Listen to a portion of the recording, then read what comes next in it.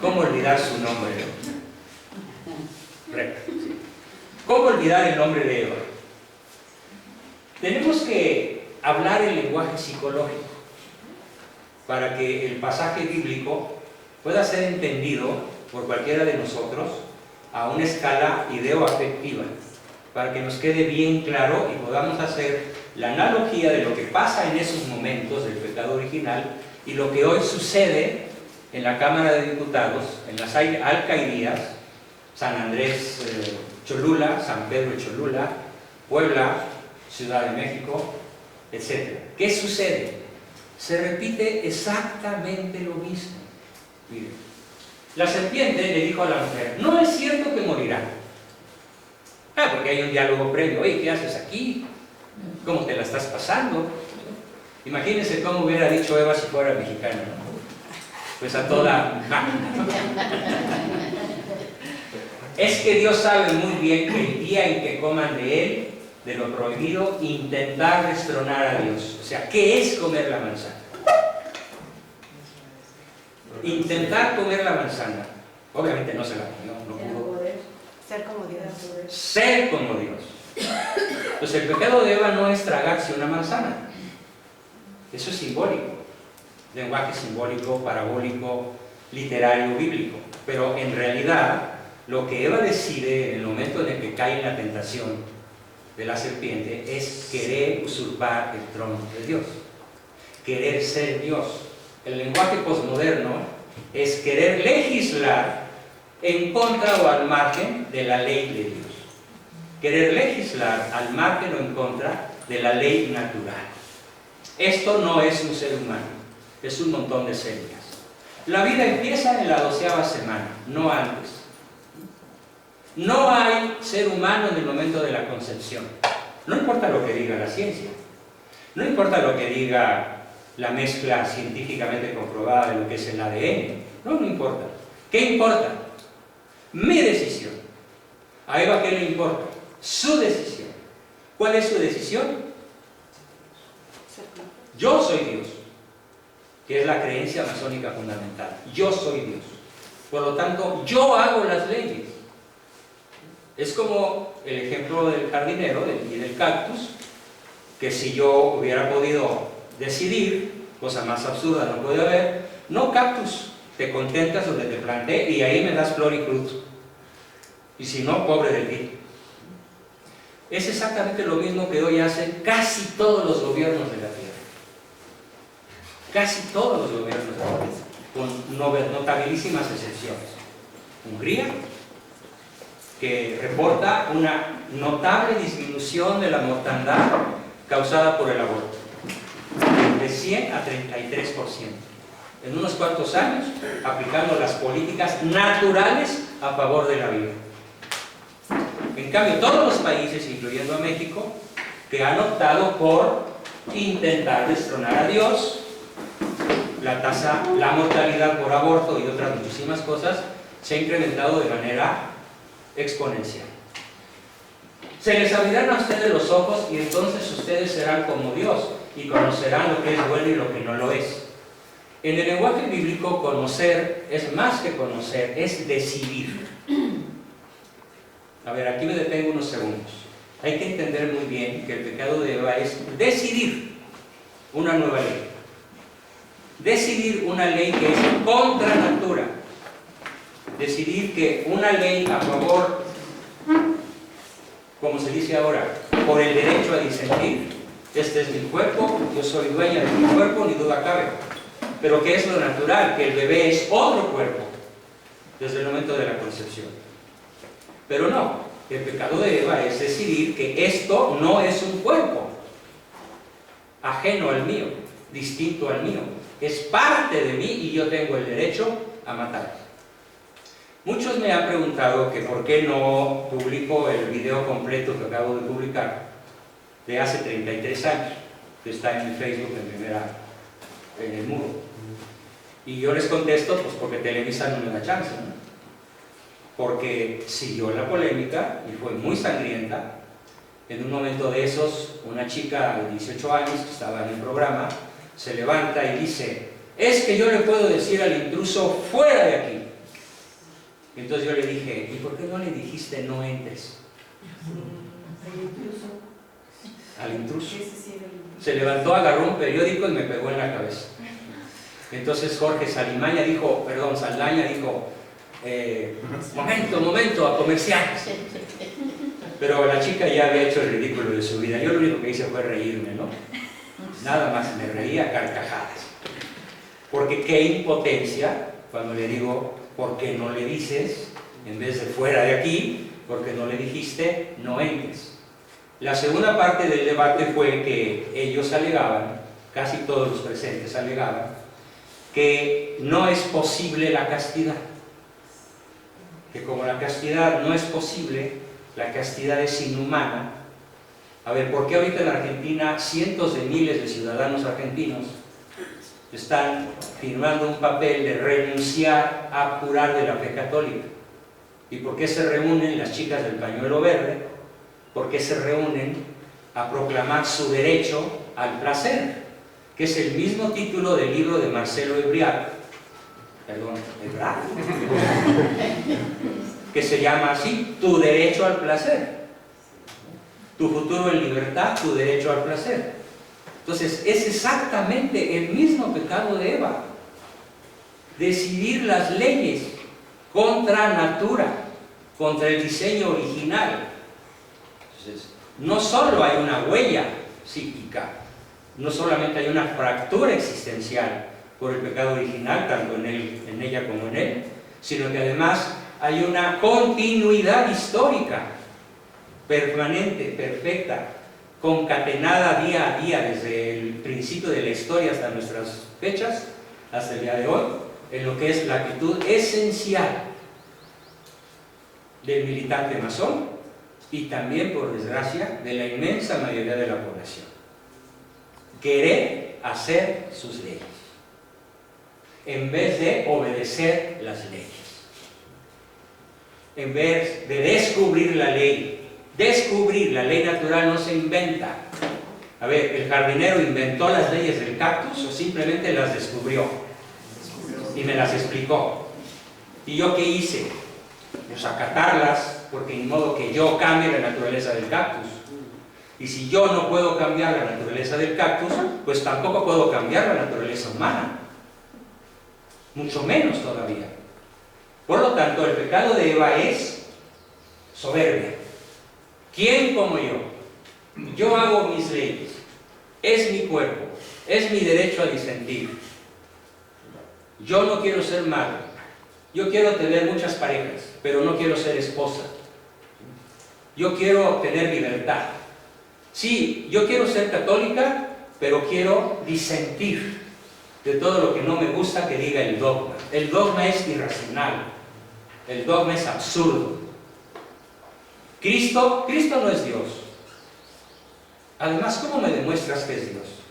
Entonces surge un producto, un subproducto que cundió por todas partes de el católico que se autoproclama católico sin ser católico. Les voy a platicar una anécdota de mi niñez muy triste. Yo tenía 9 años, en 1952, cuando vino a México un famosísimo cardenal húngaro, que había sido, polaco, que había sido atormentado, torturado por los nazis en la Segunda Guerra Mundial. Finalmente libró la vida y estuvo en México, en casa de mi padre, unos días. Y su visita a México duró como 6 meses. Cuando ya se iba, mi papá le preguntó, ¿qué opina usted del catolicismo mexicano? Mi papá, con cierto temor, pero con cierta esperanza de recibir del cardenal una contestación tranquilizante.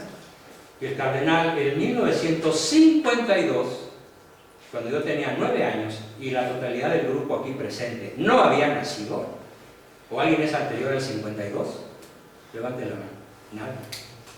Pues no pareces, pero bueno. Contestó el señor cardenal: México, licenciado Abascal, es un país de mayoría bautizada, sí, ex cristianos neopaganos. Nos va a hacer muy espaldas.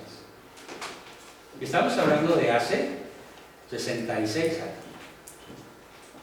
ex cristianos, neopaganos, sí bautizados la mayoría, pero no ligan su conducta diaria con su fe. No ligan el voto con sus creencias. Un católico apostólico guadalupano de misa diaria, de comunión, de ir a la basílica de rodillas, puede votar por un candidato de izquierda, muy quitado de la pena, y lo acabamos de ver. ¿Cuántos de esos 32 millones van a la basílica los 12 de diciembre?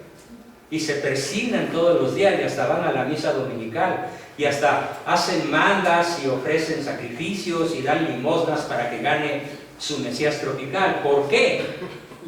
Porque no ligan su conducta cotidiana con el contenido de su fe. Entonces, la fe está absolutamente divorciada de la toma de decisiones. Entonces, ¿cuál es nuestra misión, compañeros, amigos?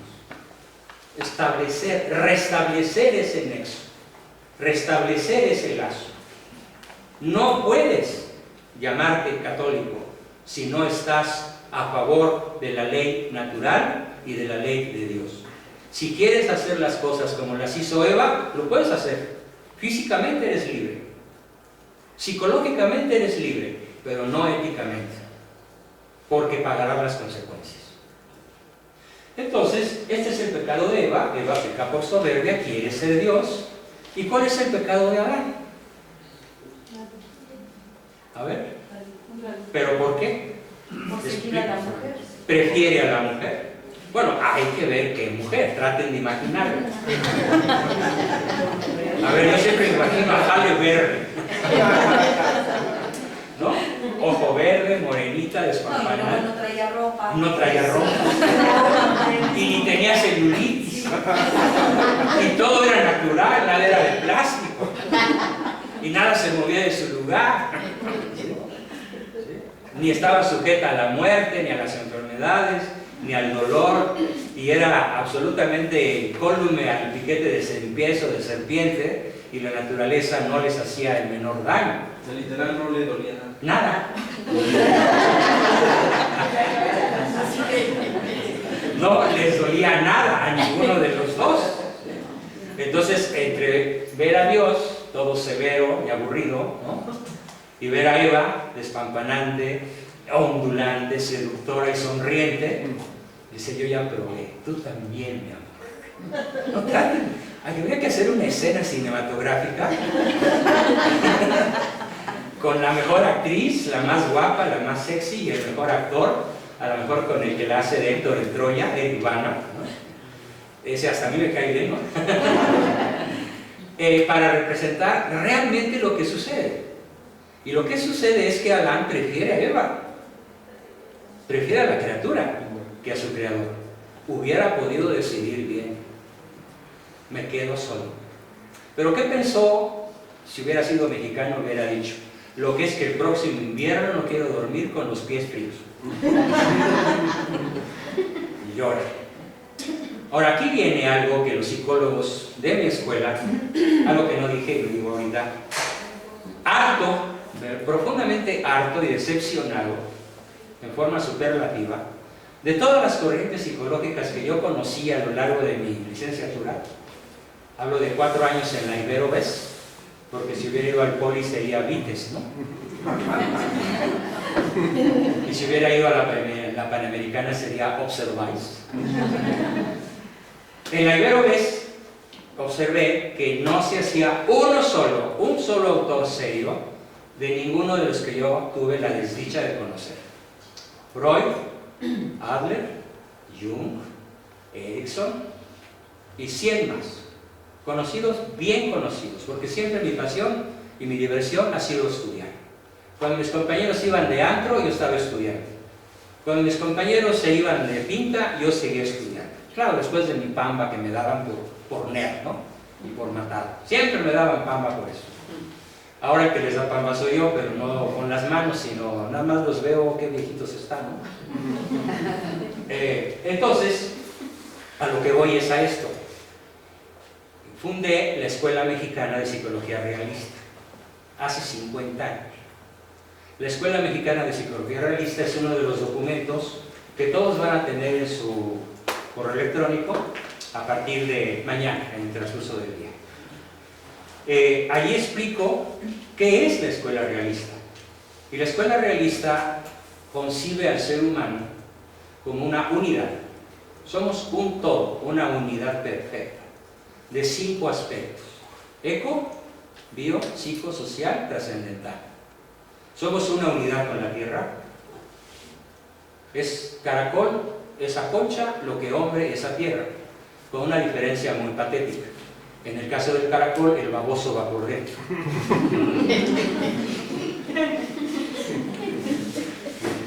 Entonces, unidad eco, bio, psico, social, espiritual o trascendente. Es el enunciado fundamental de la escuela realista. Y la escuela realista observa una tragedia tanto en Eva como en Adán, pero ya no son las personas de Eva y Adán las que lo sufren, somos nosotros. A ver, señoras, una pregunta. Perdón, señores, primero los caballeros. A ver, levante la mano a algún caballero, por favor, que tenga la fortuna de conocer a alguna mujer no controladora.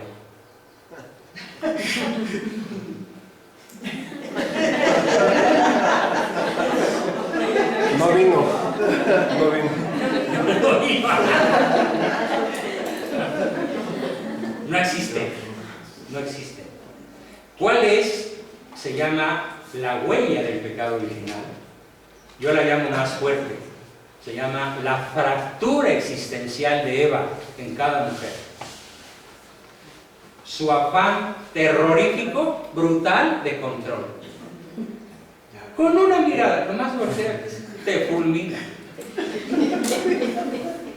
La abuelita, esa maldita, desgraciada, etcétera, etcétera, y podría decir todos los insultos veracruzanos a continuación, pero llamémosle doña Sara García.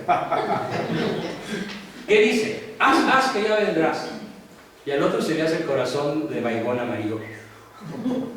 Ay, no, mamá, está bien, está bueno, la dejo. No, haz que ya vendrás. Ándale, vete con ella, ahora, vete con ella. Abandona a la única mujer que sabe quién realmente te ha amado. Yo.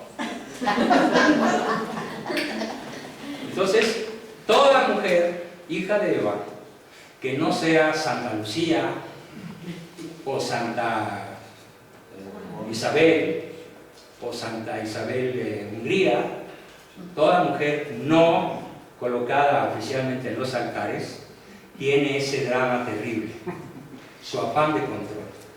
¿Quieren ser santas? Suéltenlo. ¿A quién? ¿A su marido? ¿A sus hijos? ¿A sus seres queridos? Suéltenlos. No los controlen. No los controlen. No los juzguen. No los agredan. No los manipulen. No esperen nada de ellos. No porque ellos o nosotros no tengamos la obligación de dar, sobre todo si somos casados. Al rato voy a hacer esa pregunta. ¿Qué le da el marido a su mujer? ¿Y qué le da la mujer al marido? A diferencia de qué le da el amigo al amigo. Entonces, soltar el control del otro es uno de los principales actos de amor que se puede dar sobre la tierra por parte de la mujer. Se necesita heroísmo a escala humana, y a escala espiritual pues se necesita estar en gracia.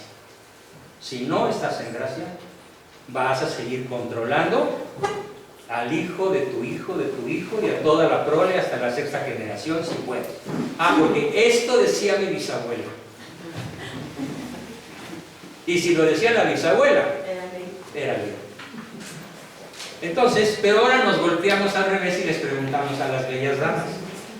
A ver, señoras y señoritas, ¿conocen algún varón no lujurioso? Risas nerviosas. No existe. El mejor portado, lo que no merca, lo deja visto. Y la señora, ¿qué le ves? ¿Qué le ves? Yo nada, mi amor. Yo nada más tengo ojos para ti. Ya se le desvía a la izquierda. Entonces, a escala psicológica, es naturalmente lujurioso. A escala psicológica humana, toda mujer es naturalmente controladora.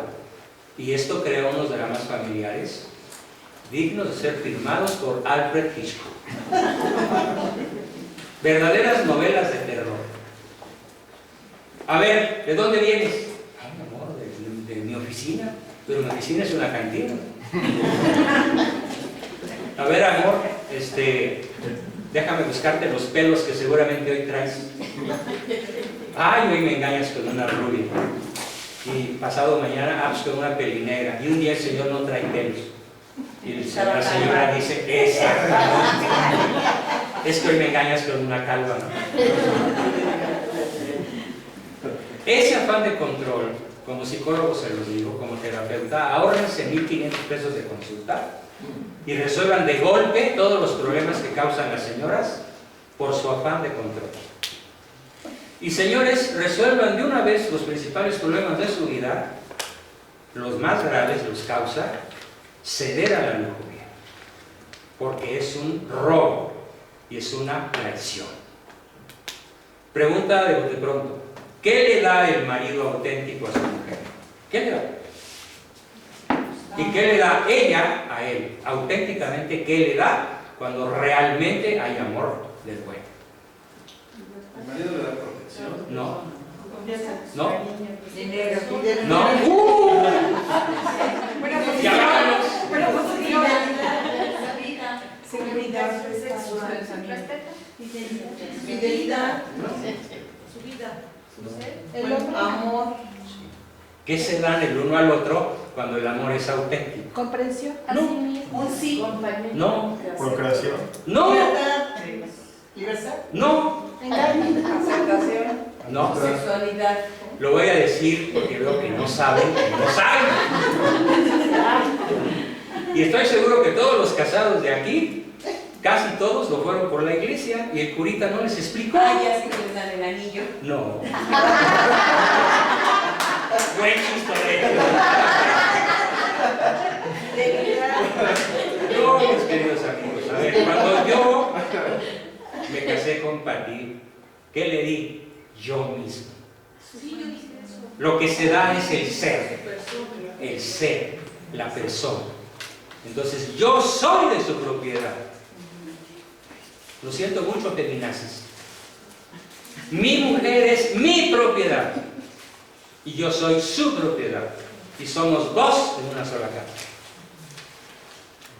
Entonces, lo que le da el marido a la esposa en el acto supremo del amor conyugal, sobre todo cuando es sagrado, es la propia persona.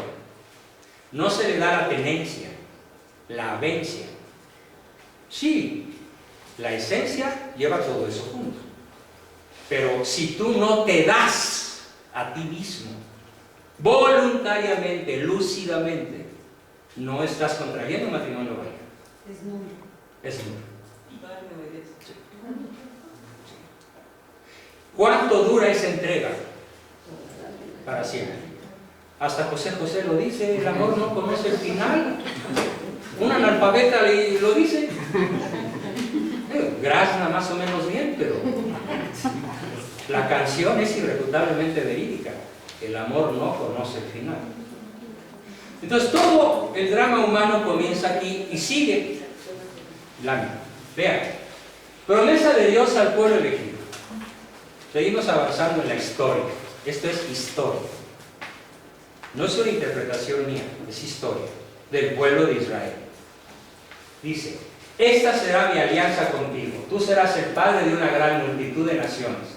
Y ya no te llamarás más Abraham. En adelante tu nombre será Abraham, para indicar que yo te he constituido en padre de una multitud de naciones. Te haré extraordinariamente fecundo. De ti suscitaré naciones y de ti nacerán reyes. Estableceré mi alianza contigo y con tu descendencia a través de las generaciones. Mi alianza será una alianza eterna y yo así seré tu Dios y el de tus descendientes. Yo te daré en posesión perpetua a ti y a todos tus descendientes toda la tierra de Canaán, esa tierra donde ahora resides como extranjero, y yo seré tu Dios. Pero hay dos interpretaciones. Adelante. Desde el comienzo de la historia, todos con más o menos responsabilidad tenemos parte en la infidelidad de la raza humana a Dios. Israel es elegido por Dios para que nazca el Redentor, promesa después del pecado, pero luego se hace un ídolo, el ternero de oro. Moisés, el mismo Moisés duda de Dios y le falla. David llega a ser homicida y adúltero. Larga la historia de David y complicada. Salomón es campeón de la promiscuidad y el adulterio con sus 400 mujeres, a pesar de su legendaria sabiduría, y funda la corriente histórica con bases religiosas que toma la promesa del Mesías en sentido literal y pagano. Lo que Salomón explicó a su pueblo de Israel, lo que enseñó a la tribu de Israel, bueno, a las 12 tribus de Israel, en el reinado que él tuvo larguísimo, de muchas décadas, ¿qué fue lo que Salomón transmitió? Toma la promesa del Mesías en sentido literal y pagano. El Redentor será un guerrero invencible. Ojo, lo siguen esperando. Los israelitas de religión israelí, de religión judaica, siguen esperando ese guerrero invencible. Y esto es justamente el tomo 7 de mi serie del nido de la serpiente. Y entregará a Israel el cetro de un gobierno mundial. Ya lo pensaba Salomón, muchos siglos antes de Cristo, muchos siglos antes del invento de Herodes Agripa de la masonería. Entonces, el gran creador de la corriente masónica es Salomón, el rey Salomón, que además muere sin arrepentirse. Salomón, con toda su sabiduría, le dio al morir la espalda a Yahvé. Prefirió a sus 400 mujeres. Y prefirió, el orgullo de su reinado fue haber creado 2 brazos israelitas que a la fecha funcionan. La secta de los celotes y la secta de los sicarios. Para lo cual funda 2 sectas que llegan hasta el siglo XXI, celotes y sicarios. Supercapitalismo y comunismo. Vean esta imagen, por favor. El centro es un ranchero mexicano, de espaldas. ¿Quién se lo lleva preso? Pues la izquierda y la derecha. El empresario y el comunista. El empresario rico de Puebla, de Monterrey, de México, de Toluca, pero también el malo y toda su corte de criminales. Por ambas partes. Pero México no es más que el símbolo de la humanidad. 2 brevísimos ejemplos históricos. ¿Quién financió a Hitler para la Segunda Guerra Mundial? El sionismo. ¿Quién dijo? Muy bien, 100 puntos. Excelente respuesta. Los judíos, los mismos.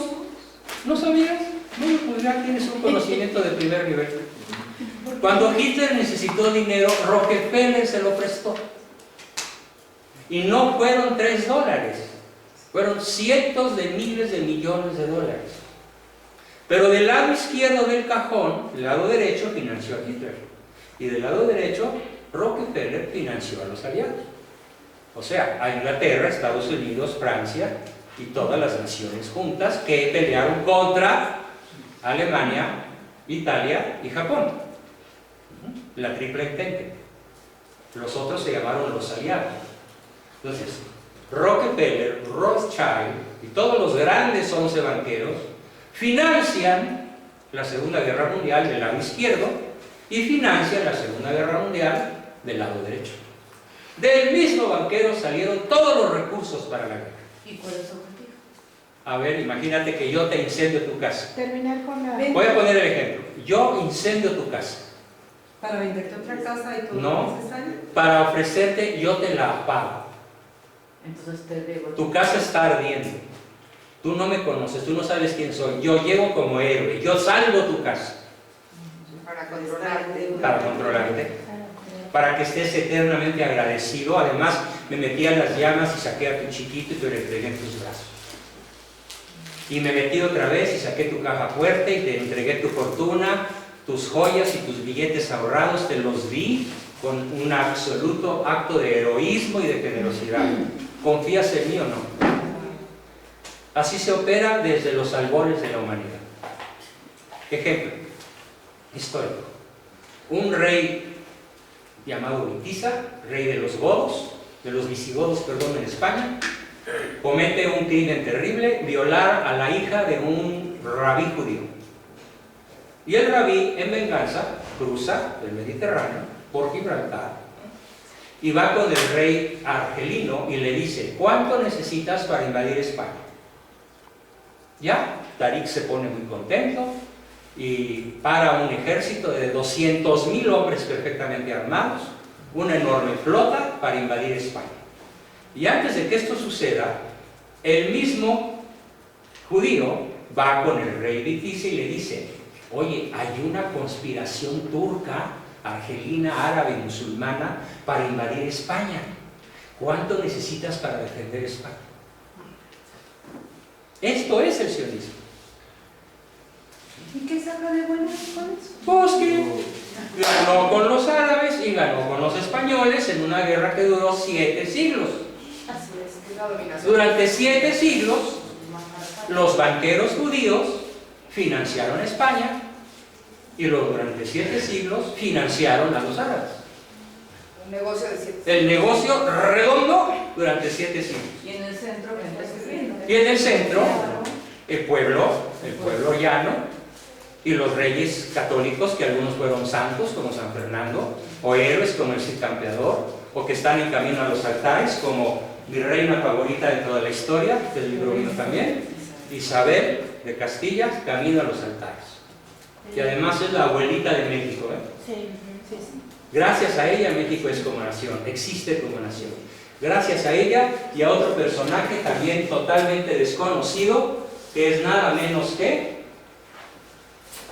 Hernán Cortés, fundador de la nacionalidad mexicana. Él fundó México.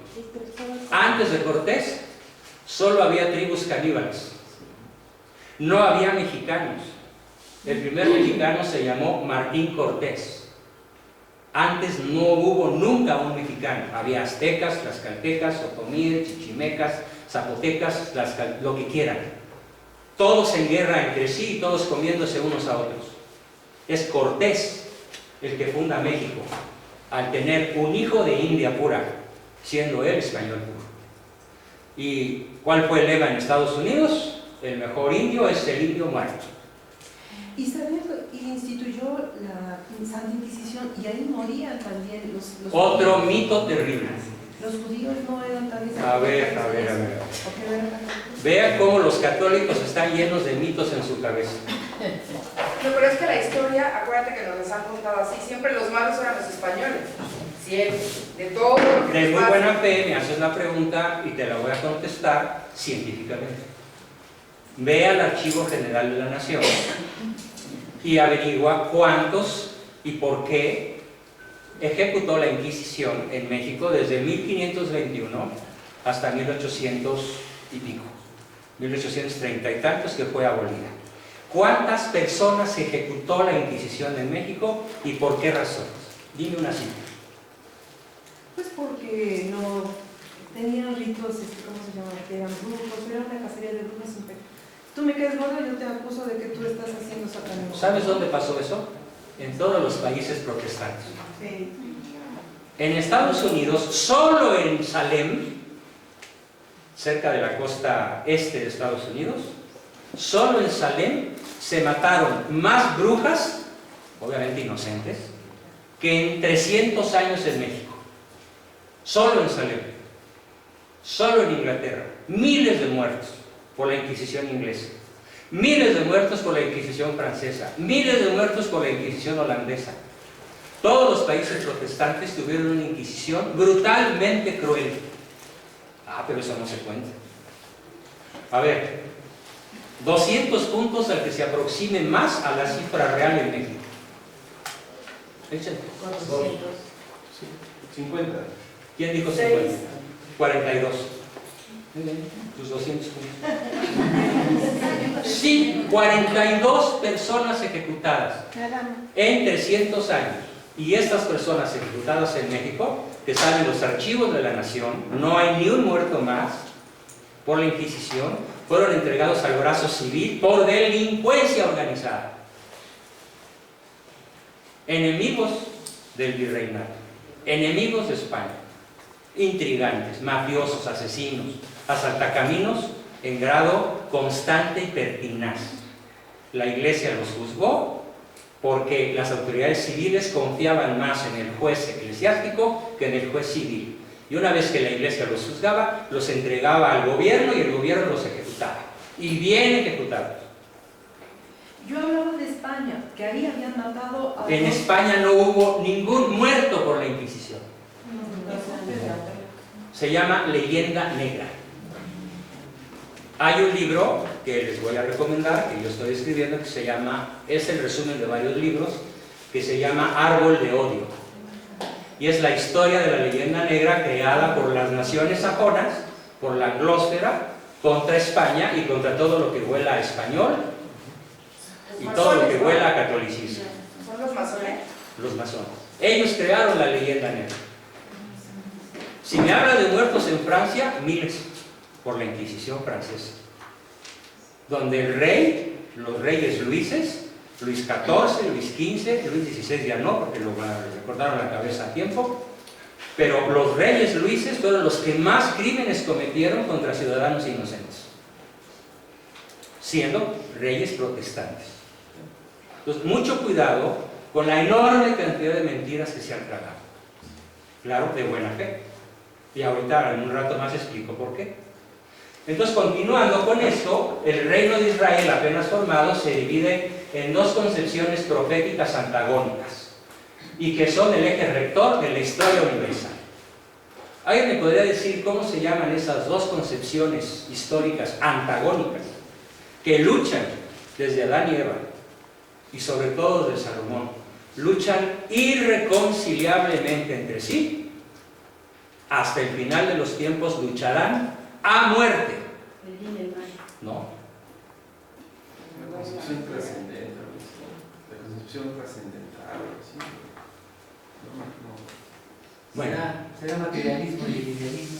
por ahí va, pero no es el idealismo, porque el idealismo es otro error filosófico de Hegel, y en Hegel se fundamenta el marxismo.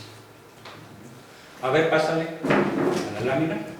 Son dos corrientes. La primera corriente, infinitamente más poderosa en lo material que su adversaria, se llama sionismo antropocéntrico.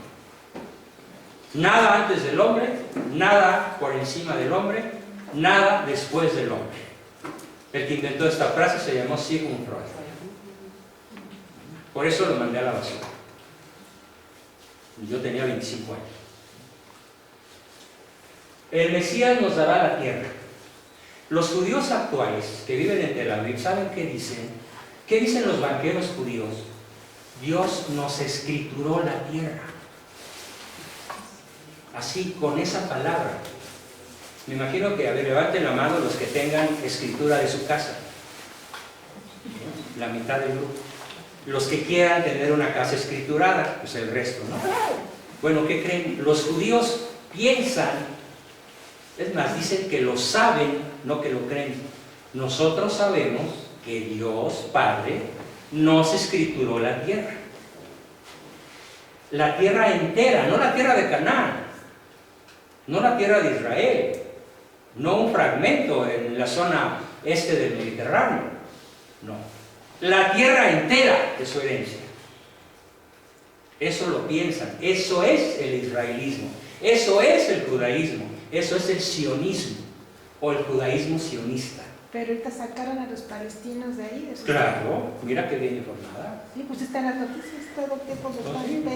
¿Y sabes cómo viven ahorita 5 millones de palestinos? Con una barda no Peor los que dejan cerdos. trabajar, no los dejan tomar nada, los tienen... No comida, no agua, Nada. no salud, no servicios Y ponen sociales. el tercer templo en Israel ahorita que cambió de Tel Aviv a Jerusalén y hay protestas y matan a un montón. Matan a los que protestan. Sí, y ya... Entonces los palestinos son extranjeros en su propia tierra y sobre todo los que están encerrados en el muro de Gaza, en la franja de Gaza. Quitaron sus tierras y los mandaron a Gaza. Así es. Pero ahora les voy a hacer una pregunta. ¿Ustedes saben por la historia mal contada, que Hitler mandó matar 6 millones de judíos. Él también tiene sangre judía, Hitler. Eso no es lo que voy a aclarar. Lo que voy a aclarar es que hay una corriente muy seria que se llama revisionismo histórico en Alemania. Y los alemanes, incluso judíos, honestos, porque sí los hay, han concluido que las víctimas de Hitler no pasaron de 300.000, no 6 millones. ¿Pero por qué 6 millones? Porque por cada judío muerto, la nación alemana paga 1 millonada de euros por cada muerto, y siguen pagando. Es un invento sionista. No hubo 6 millones de muertos. Pero además lo más apasionante de esto es quién fue el autor intelectual del asesinato de los judíos en los campos de concentración y en los trenes de la muerte. ¿Quién ordenó su muerte? ¿Quién sabe? Fue un mismo judío. Los banqueros judíos. Porque querían fundar Israel con sangre nueva, no con los viejos que Hitler estaba matando. Los autores intelectuales del genocidio, llamado Holocausto, fueron los jefes sionistas del siglo XX. Está en mi libro rojo, el que ya compraron los que se inscribieron, ahí lo explico con amplitud de detalles, para que se vayan quitando las telarañas del cerebro. ¿Cuál es el fin del cambio de historia? ¿Cuál es el fin de cambiar la historia? A ver, ¿quién me dice una respuesta de bote pronto y rápida? Manipulación de las personas. Adueñarse de todo. A ver, imagínate que tú no sabes de dónde vienes, no sabes quién eres y no sabes a dónde vas. ¿Qué puedo hacer yo contigo? Todo. Tomarte esclava y prisionera, para eso naciste. Si tú no sabes que eres una mujer de la raza humana, con dignidad propia, intrínseca, con derecho a la libertad, al libre tránsito, a la libre asociación, al libre comercio, que no vales más o menos por ser mujer, sino que vales tanto como un varón, que la diferencia de ser varón o de ser mujer no afecta el nivel de dignidad, porque es idéntica en ambos. Si tú no sabes nada de eso, yo puedo hacer contigo lo que se me pegue la gana. Hasta tenerte de esclava sexual y que me des las gracias. ¿Sí? Bueno, pero ahorita todo esto se está desplazando con esta famosa ideología de género, ¿no? Sí. Es una de las armas más eficientes, la ideología de género, pero no es la principal ni la única. Hay otras muchas. Vamos para allá. Entonces, cada uno de nosotros, en esta corriente, que es la corriente del sionismo antropocéntrico, puede ser aquella que sin saber, algunos de los aquí presentes estén viviendo en su forma de vida. Mucho cuidado, seamos autocríticos. Como dijo Judas, ¿acaso seré yo maestro? Puede ser. ¿Cómo piensa un sionista? ¿Cómo actúa? ¿Cómo vive un sionista? Aunque no sea judío, Para ser sionista no se requiere tener sangre judía. Es una forma de vida y una forma de pensar. Y una forma de votar. Podemos decir que en México votaron 32 millones de sionistas por un proyecto de cultura de la muerte. Miren, dicho sea de paso, yo sí creo que el malo va a lograr una Suiza en México. Sí lo creo. Sí creo que va a acabar con el desempleo. Sí creo que va a haber carreteras y el istmo de Tehuantepec va a dejar en calidad de cucaracha al canal de Panamá. Sí creo que el peje puede hacer maravillas con México. ¿Pero a cambio de qué?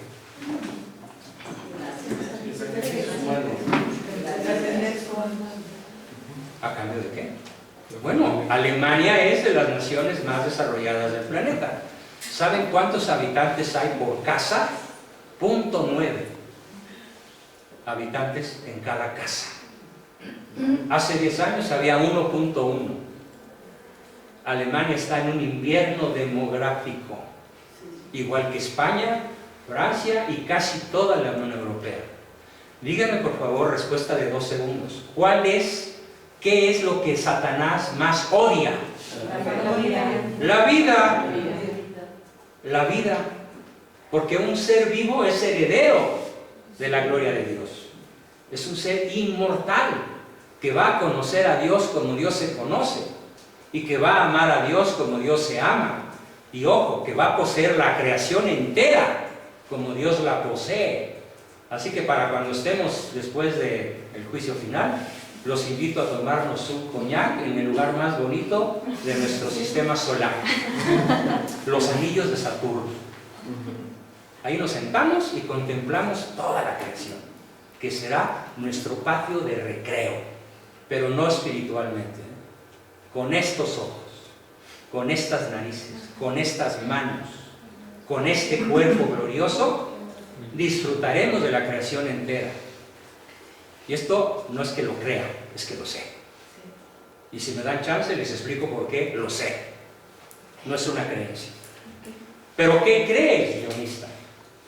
El sionista cree que cada uno de nosotros está inmerso en un mundo de violencia y de ignorancia de Dios desde su nacimiento, herido por el pecado de la raza humana, al que se llama pecado original. Todos somos solidarios en una rebeldía contra Dios que trae sus consecuencias de generación en generación y de generación en degeneración, y que provoca que nos entreguemos hedonistamente a los falsos dioses, los contravalores. Yo quiero que me digan honestamente, ¿qué familia de las aquí presentes no tiene un miembro de su familia que no le rinda culto al poder, que no le rinda culto a las riquezas, que no le rinda culto a la fama, los honores y los placeres?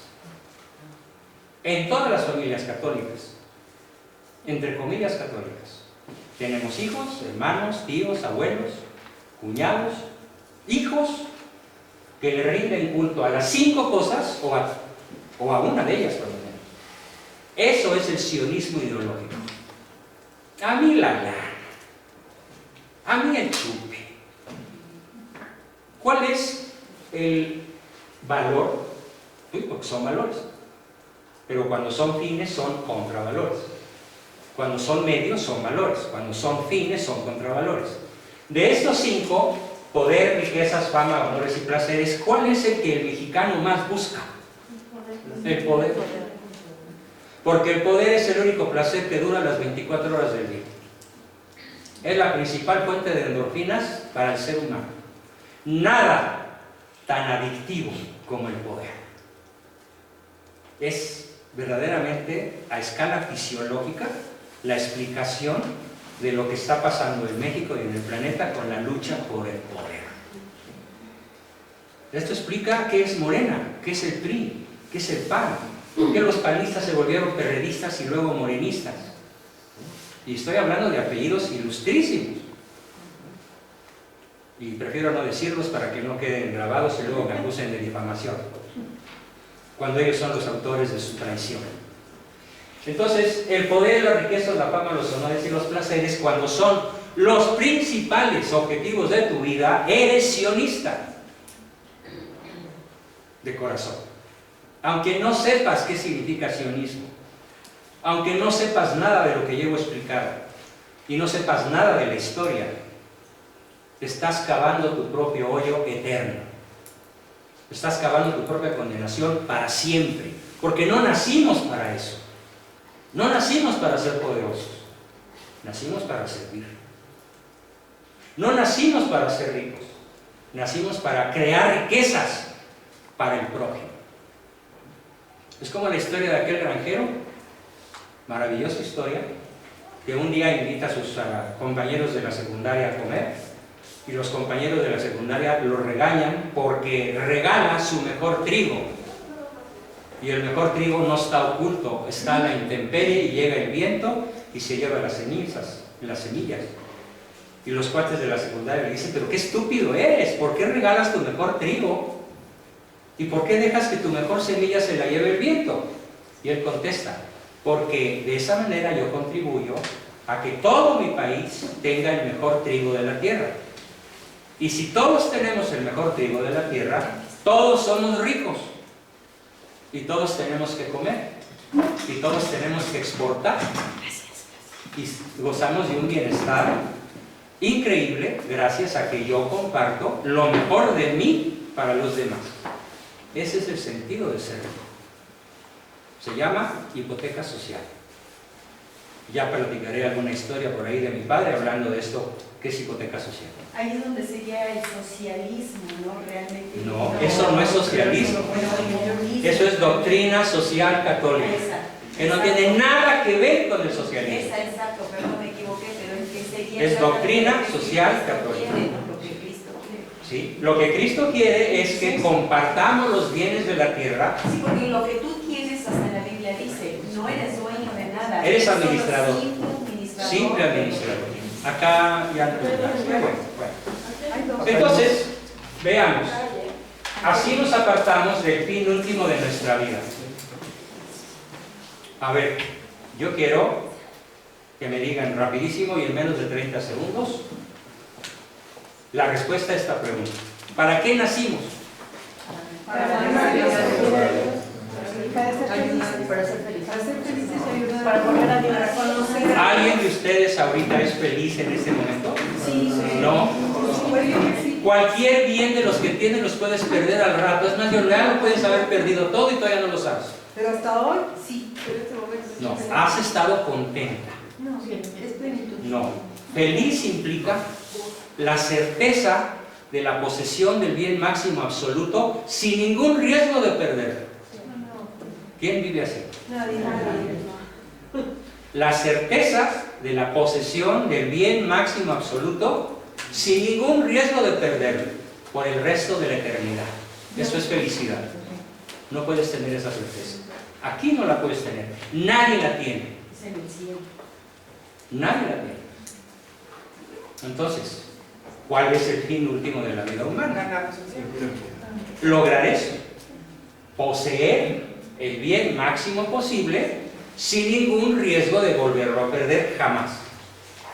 Ahora, ¿cuál es, triplemente, cuál es el bien máximo posible? ¿En qué consiste? Unión con Dios.